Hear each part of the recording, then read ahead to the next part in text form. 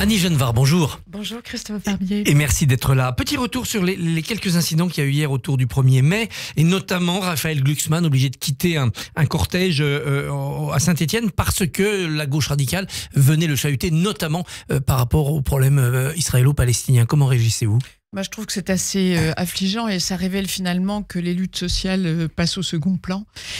Ces manifestations sont l'occasion de casseurs, de dégradation, et puis évidemment les pro-palestiniens sont de la partie.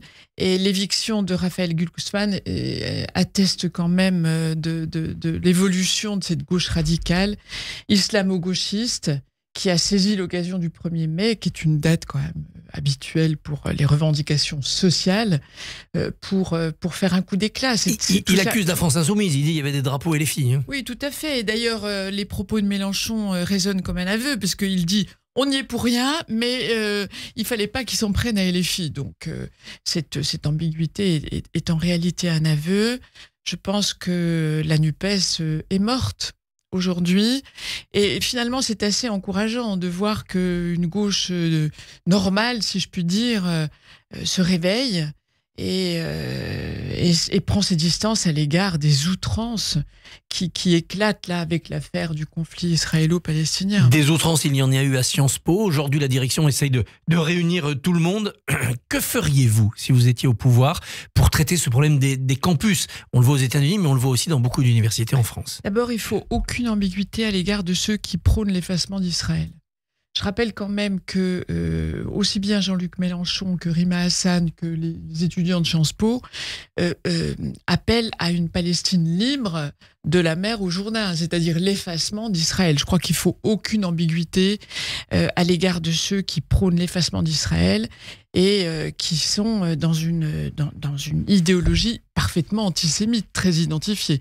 Donc il faut aucune complaisance ou la plus grande fermeté à l'égard de ceux qui prônent l'effacement d'Israël. Et puis ceux qui affichent leur soutien résolu au Hamas, qui est quand même l'auteur de cet épouvantable pogrom du 7 octobre, doivent être poursuivis pour ce qu'ils disent. Ça ne vous choque pas que Mathilde Panot, présidente de groupe, soit convoquée par la police ? Écoutez, je pense que c'est une question compliquée que vous posez. D'un côté, les parlementaires doivent être libres de leur parole politique, mais quand la parole politique frise l'antisémitisme, les députés ne sont pas au-dessus des lois. L'antisémitisme est un délit et par conséquent, il doit être poursuivi, quel que soit celui qui le profère. Pour ce qui est de Sciences Po, ce qui se passe est quand même extrêmement grave parce que c'est le lieu quand même où on doit éveiller les esprits, où on doit apprendre la controverse, où on doit débattre. Et là, on voit bien qu'il se passe quelque chose de très grave. En plus, il y a un phénomène d'extension du conflit à d'autres universités. Mais ce qui me frappe, vous voyez, quand on compare l'attitude des pouvoirs publics aux États-Unis et celle que nous avons en France, aux États-Unis, on déloge les manifestants. On l'a vu cette nuit à Columbia. En France, on les ménage. On les invite à la table. Parce qu'on craint des incidents ou parce qu'il y a une sorte de complaisance idéologique ? Moi, je ne sais pas. Je pense que c'est plutôt une forme de lâcheté. C'est une forme de lâcheté. On veut essayer de gérer le conflit à l'amiable, mais quand ça touche aux principes fondamentaux, il n'y a pas d'amiable possible. Et moi, je trouve que c'est assez préoccupant. La précédente ministre de l'Enseignement supérieur avait appelé à ce qu'on identifie, ce qu'elle avait nommé, elle, clairement, l'islamo-gauchisme. Parce que à la différence de ce qui se passe aux États-Unis, en France, on sait, aujourd'hui, on est quasiment certain qu'il y a de l'entrisme frériste derrière ces mouvements. Beaucoup de ces jeunes sont manipulés aussi par une cause palestinienne qui est devenue une espèce d'idéal indifférent à la réalité des massacres qui ont eu lieu et indifférent aussi au fait que le Hamas est coupable de la situation terrible que vivent les Palestiniens. Et que feraient les LR s'ils étaient au pouvoir en matière diplomatique ? On le voit, Anthony Blinken est sur place. Que feriez-vous de différent de ce que font Emmanuel Macron, Stéphane Séjourné, Gabriel Attal ? Alors, bon, les Républicains, dès le 8 octobre, ont affiché leur soutien inconditionnel à Israël. À la suite de l'attaque du Hamas.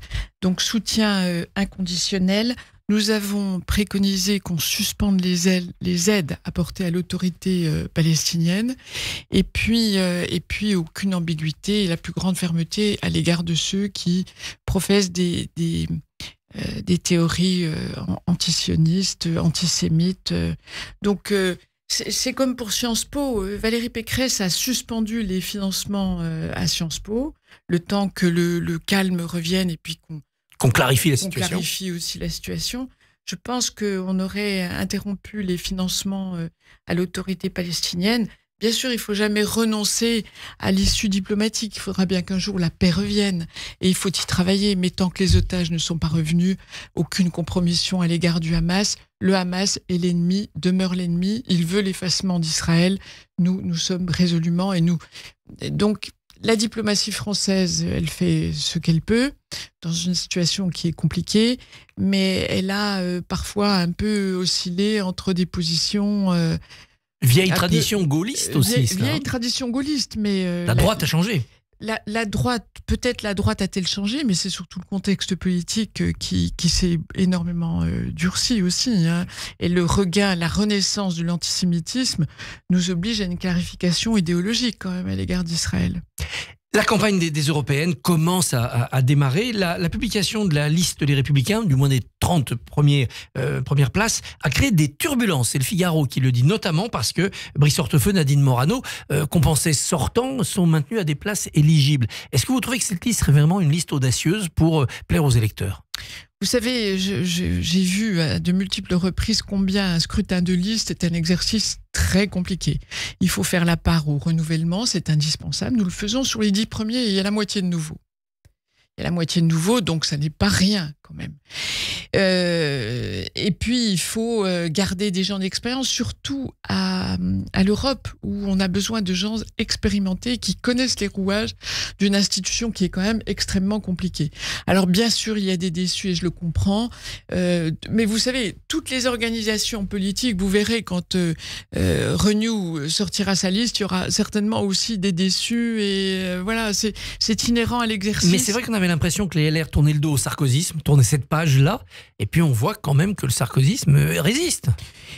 Alors, je dirais que pour un certain nombre de gens de droite, Nicolas Sarkozy a incarné et continue d'incarner dans l'imaginaire de droite le dernier président de droite que nous avons eu, la victoire.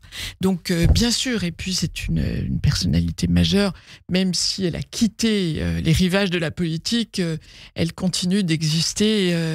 Donc, on n'ignore pas les liens qui peuvent exister entre certains et qui perdurent avec Nicolas Sarkozy, mais je crois que ce qui a joué... par exemple, s'agissant de Brice Hortefeux, c'est le seul représentant de la région Auvergne-Rhône-Alpes. On ne pouvait pas imaginer que cette grande région qui fournit tout un bataillon de parlementaires LR ne soit pas représentée. Donc, vous savez, il y a énormément de critères, de facteurs qui rentrent en ligne de compte. Avez-vous gagné la bataille des écrans ? Annabelle le rappelait, pas d'écran avant 3 ans, c'est votre proposition de loi. Un rapport a été remis au président de la République et conforte vos positions. Est-ce que cette bataille est gagnée ? Alors, en tout cas, elle est bien engagée. Le mal est identifié, le problème est cerné. Je me rappelle, pour l'anecdote, Christophe Barbier, au moment de la loi de refondation de l'école, dans l'hémicycle, j'avais évoqué le fait que dans la Silicon Valley, les dirigeants des entreprises de tech interdisaient l'écran à leurs enfants et je disais attention, c'est un usage, un mésusage des écrans est dangereux. Et on s'était moqué en disant vous voulez revenir à la bougie et au tableau noir. Et là, on voit 10 ans après où on en est. On a des enfants addicts, même très jeunes. Et puis, entre 0 et 3 ans, c'est la phase des apprentissages fondamentaux. On peut pas laisser les enfants s'abîmer ainsi. Donc, le Premier ministre a mentionné dans sa conférence de presse notre proposition de loi, Antoine Vermorel, Marquès et moi, et nous espérons bien la mettre en œuvre. En tout cas, les conclusions du comité d'experts rejoignent les nôtres, pas d'écran avant 3 ans. Tous les parents sont d'accord, mais les parents sont impuissants, ils n'y arrivent pas. L'écran, c'est la bouée de secours. Alors, tout est une question de volonté.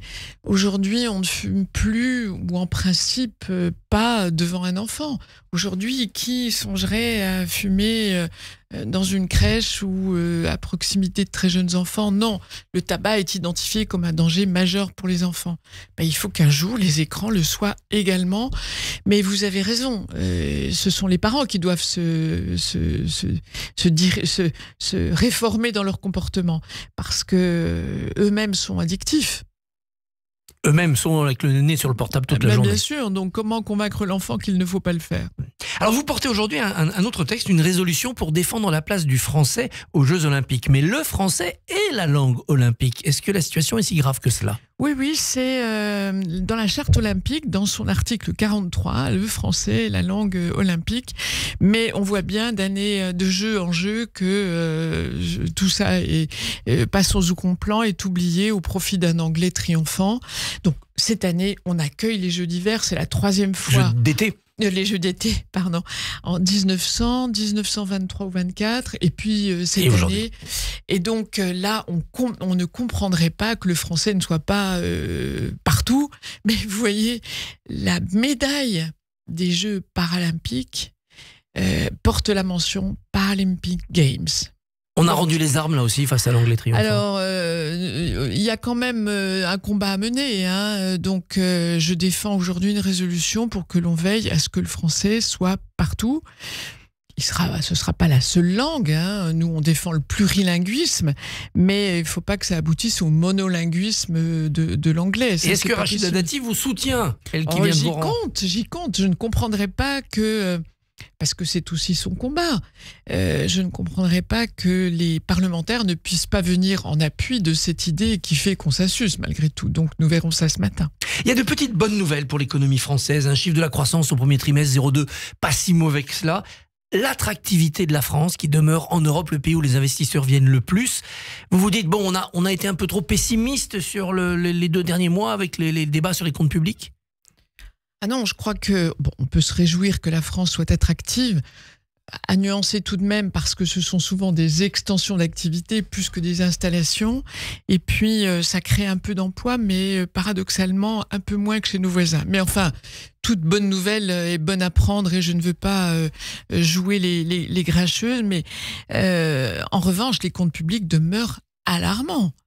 Le Haut Conseil des finances publiques a parlé en des termes qui sont quand même extrêmement clairs, en parlant de manque de crédibilité, de documentation lacunaire des documents budgétaires, de prévisions de croissance peu cohérentes, une trajectoire qui ne vole pas dans les termes habituellement utilisés. Est-ce que ce diagnostic mérite une censure, mérite de faire tomber le gouvernement ?